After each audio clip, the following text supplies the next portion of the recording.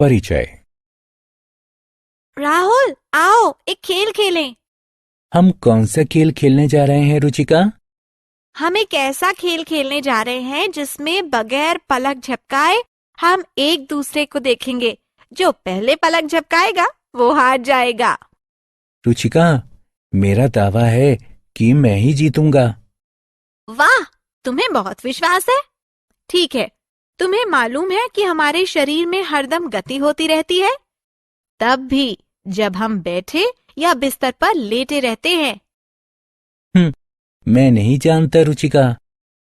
अच्छा राहुल, तो ये खेल खेलने से पहले आओ तुम्हें शरीर में गति के बारे में कुछ दिलचस्प बातें बताती हूँ। बच्चों, इस पाठ में हम शरीर की गति और गति तथा गमन के बारे में जानेंगे।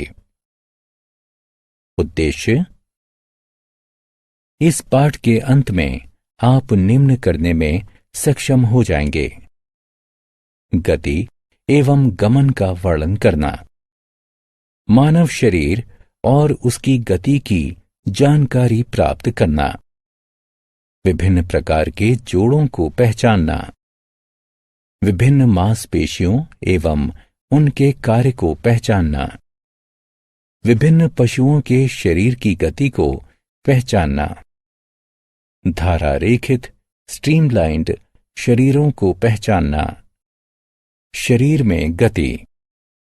अरे, मिट्टी में केचुए को देखो, ये कैसे रेंगता है। हाँ, जैसे हम चलते या दौड़ते हैं उसी तरह ये केंचुए रेंगते या सरकते हैं।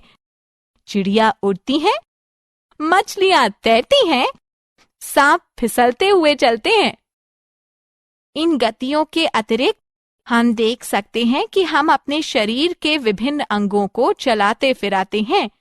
जैसे जब हम कोई किताब उठाते हैं तो अपने हाथ को चलाते हैं। गति का अर्थ स्थिति में बदलाव है, जबकि गमन का अर्थ शरीर को एक स्थान से दूसरे स्थान पर ले जाना है। मानव शरीर और उसकी गति। हम जानते हैं कि हमारे शरीर का ये रूप हड्डियों, उपास्थि या कुरकुरी यानी कार्टिलेज और मांसपेशियों के कारण है। मानव शरीर में 206 हड्डियां होती हैं। मानव शरीर की सभी हड्डियों के ढांचे को कंकाल कहा जाता है। इसमें खोपड़ी, हाथ की हड्डी, कंधे की हड्डी, पसली पिंजर, श्रोणी हड्डी, रीढ़, टांग की हड्डी और उपास्थि होते हैं। खोपड़ी मस्तिष्क की रक्षा करती है। पसली पिंजर फेफड़ों यानी फुफ्फुसों, हृदय, उदर और यकृत यानी जिगर की रक्षा करता है। रीढ़ कंकाल के एक सिरे से दूसरे सिरे तक होती है। ये सभी हड्डियों से जुड़ी होती है। श्रोणी अस्थि उदर के निचले अंगों की रक्षा करती है, जैसे मूत्राशय, मलाशय और गर्भाशय। जोड़ों के प्रकार। जिस स्थान पर दो अलग अलग हड्डियां मिलती हैं उसे जोड़ यानी संधि कहा जाता है। मानव शरीर में 4 प्रकार की संधियां होती हैं। वे इस प्रकार हैं: कंदुक खल्लिका संधि, कोर संधि, धुराग्र संधि और अचर संधि। कंदुक खल्लिका संधि। कंदुक खल्लिका संधि में अस्थि का एक सिरा गोल और गेंद की तरह होता है, जो दूसरी अस्थि में प्याले की तरह बने गढ़े से जुड़ा होता है। इससे किसी भी दिशा में गति होती है। कंधे के जोड़ और श्रोणी संधियां कंदुक खल्लिका संधि के उदाहरण हैं। कंधे के जोड़ में प्रागंडिका का ऊपरी सिरा कंधे के मेखला यानी पेटी के खल्लिका यानी सॉकेट में घुसा होता है और इस तरह ये भुजाओं को घुमाने में सहायता करता है।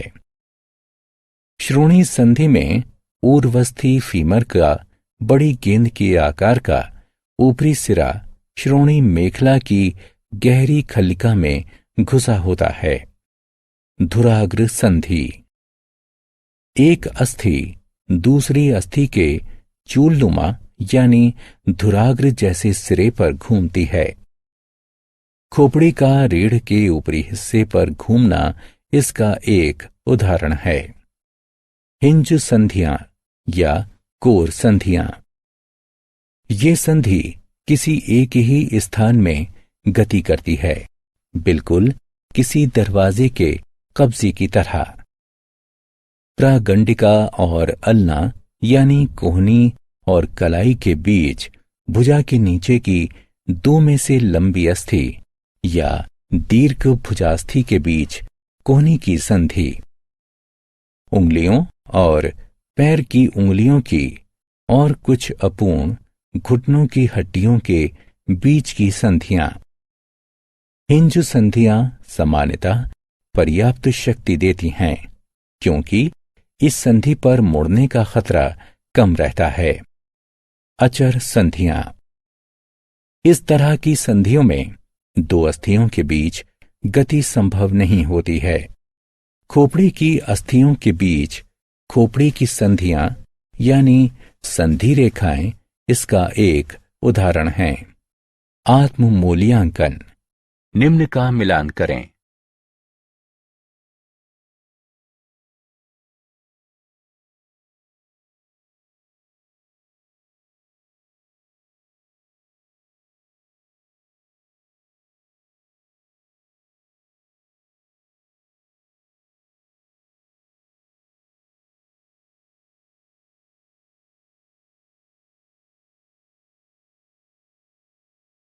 उपास्थि। उपास्थि एक कोमल अस्थि ऊतक है जो संधियों को जोड़ता है। ये बाहरी अंगों में होता है, जैसे कान और नाक। पेशियां एवं उनके कार्य।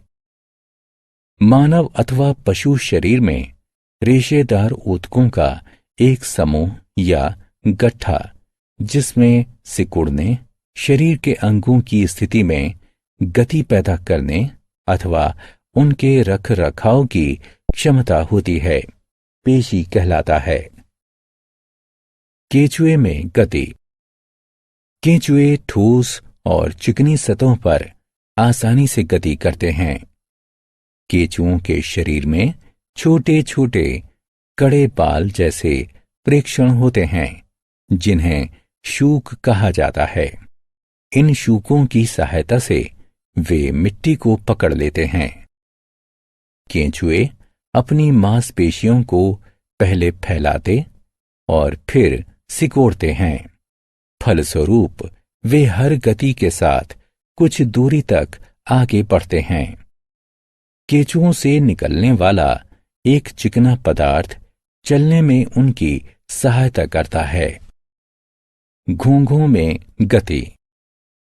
घोंघे का बाह्य कंकाल, जो उसका कवच होता है, कैल्शियम कार्बोनेट का बना होता है।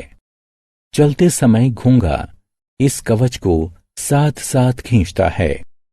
घोंघा अपना सिर भी इसमें छिपा सकता है। कवच के नीचे दृढ़ पेशी वाला पैर बाहर निकल सकता है।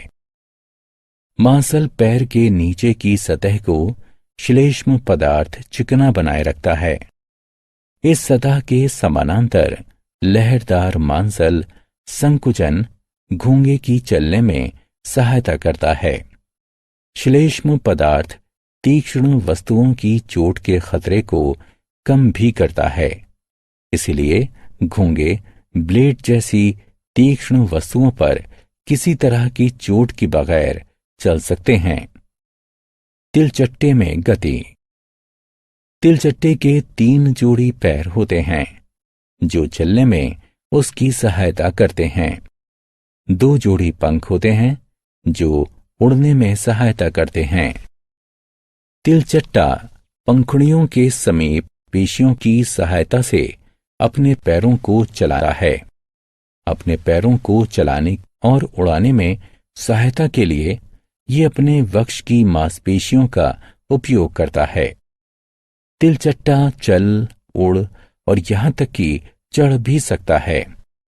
अपनी टांगों पर शूलों के कारण ये विभिन्न भूभागों में चल सकता है, जैसे रेत और तार युक्त जालों में। चिड़ियों में गति।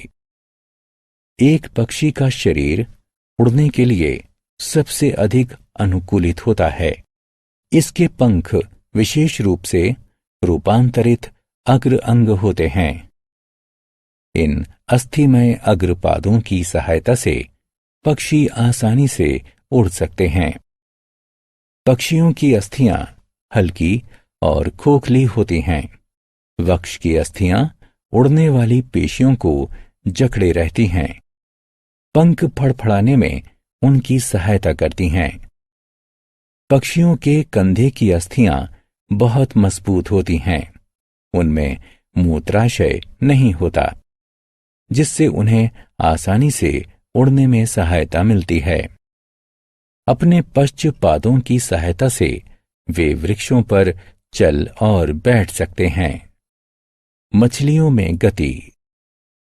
मछलियों का शरीर धारा रेखीय होता है, जो पानी में तेज चलने में उनकी सहायता करता है। मछलियां अपने पंखों के सहारे तैरती हैं।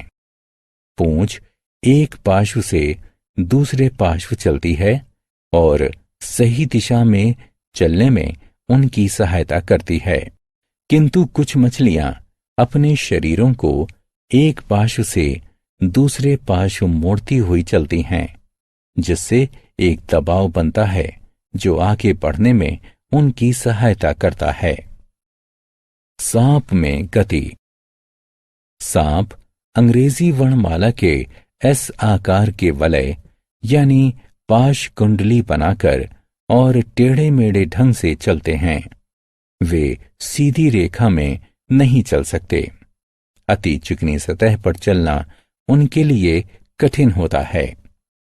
सांपों की एक लंबी रीढ़ और अनेक पेशियां होती हैं, जो फिसलते हुए आगे बढ़ने में उनकी सहायता करती हैं। सांप घास फूस, रेत और पानी में चल सकते हैं। सांप के हाथ या पैर नहीं होते, किंतु फिर भी वे वृक्षों पर चढ़ सकते हैं। आत्म मूल्यांकन। विभिन्न चालों का उनसे संबंधित सही जीवों से मिलान करें।